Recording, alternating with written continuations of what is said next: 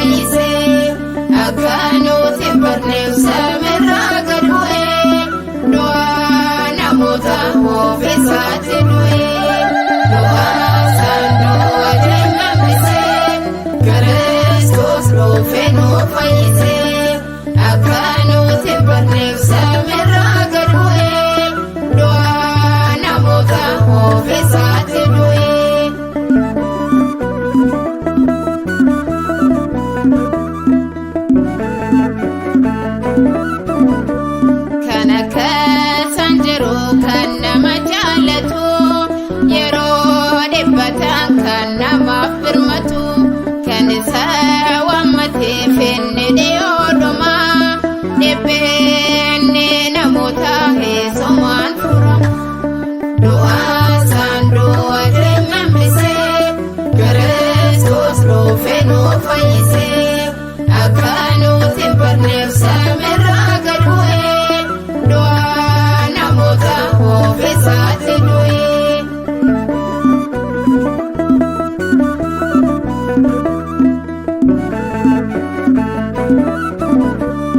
Abagari nene malilo madalo manduma esagane lalo undani jalata enje pogonguma undauni undo sepetama du'a sandu jireenya hambise Kiristoos dhufe nu fayyise akka nuti hin barneef samirraa gad bu'e du'aa namoota ofiisaatti du'e.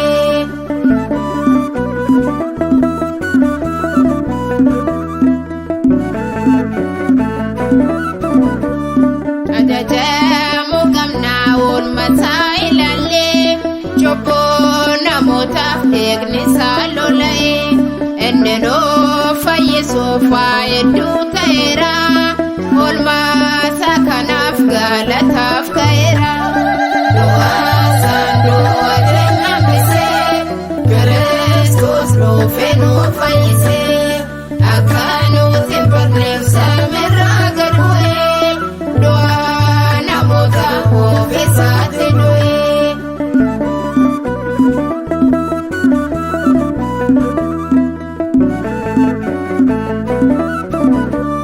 Jalalanum kabu dhufe wareegame badii tokko malee eeboo waraanname waa guddaa nu foote ati agoortaa koo bara ammaa baratti ulfadhu mootii koo.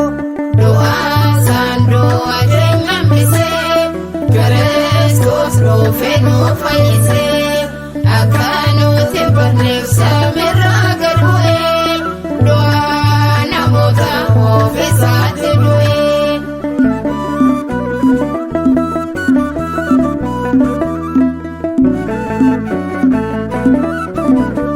Yaa galateeffannu sanyii addaan martuu Waaqaanoo jaalatee fuundoo yaa sagadu kan isaaf deebisnu galata.